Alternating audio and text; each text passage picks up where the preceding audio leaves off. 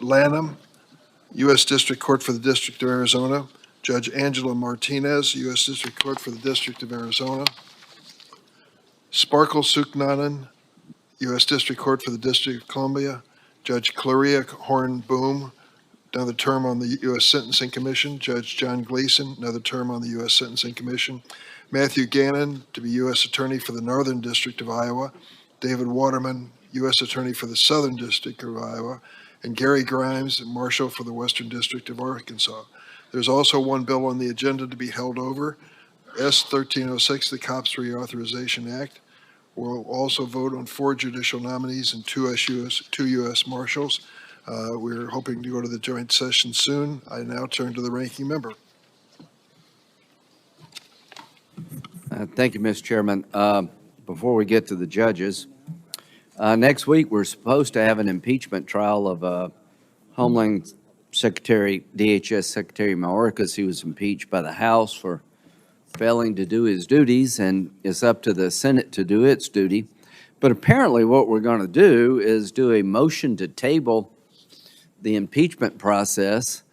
I don't think he's even been given a summons, and we're going to short circuit the Senate trial in a way that's never been done in 200 and something years. I think there have been 21 people impeached from the House since the late 1797. All of them have had a disposal in the Senate by some form of trial, except one who resigned. But the Democratic majority is going to abandon that. We're not even going to have any debate about the articles. Y'all have decided for some reason just to make a motion to table to end it before it starts, which violates every tradition of the Senate. I think it's constitutionally wrong. Just another example of taking the Senate and turning it upside down to get what you want.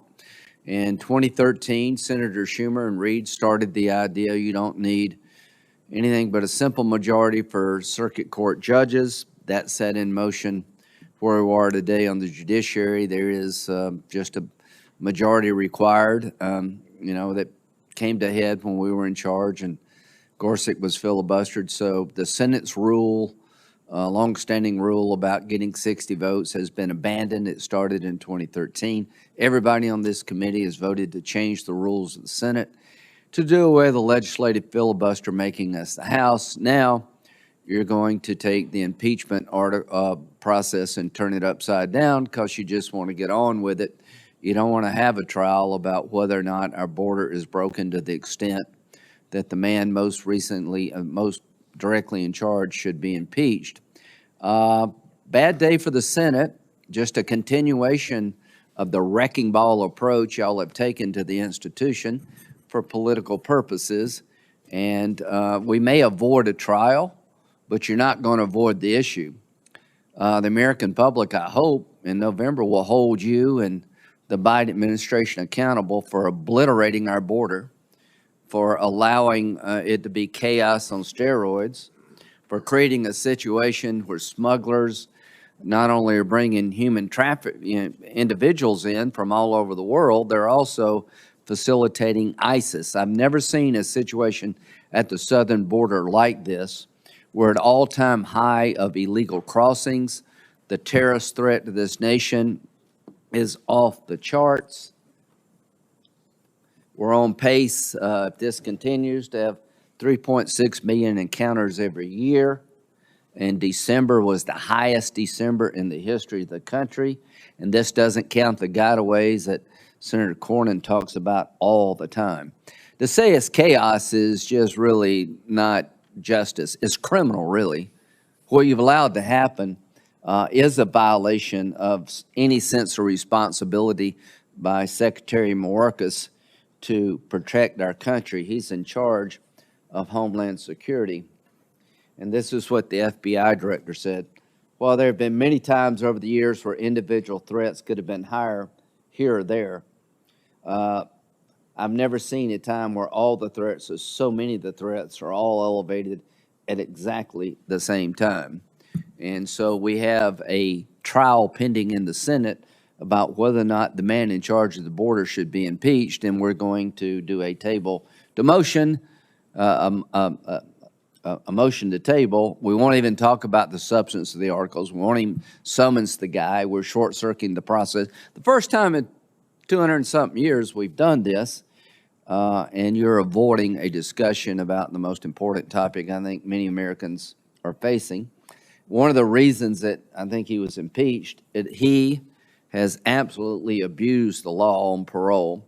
Parole is required an individual analysis. 2 factors would allow you to be paroled into the country: unique humanitarian need or some unique ability you have that would help the country. During the Obama-Trump years, 5,600 people on average were paroled into the country. In FY22, 795,000. I think Mayorkas is violating the statute. I don't believe him when he says you do an individual analysis. Laken Riley, the individual that was paroled in, I don't believe for 1 minute they did an individual analysis on why he merited parole. I've asked for his case file. I haven't gotten anything.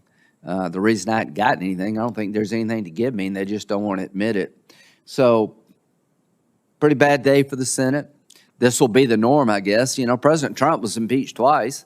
I'm not asking you to agree with the impeachment in the House. I'm asking you to follow the constitutional process that's been set up for 200 and something years.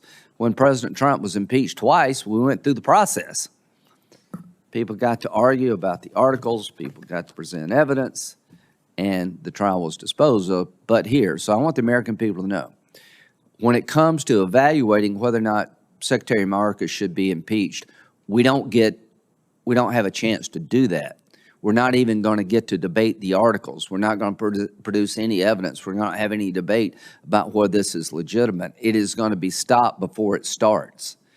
This is a quasi-judicial hearing. Never in the history of the Senate has this been done, to table the articles of impeachment before the person impeached has even been served.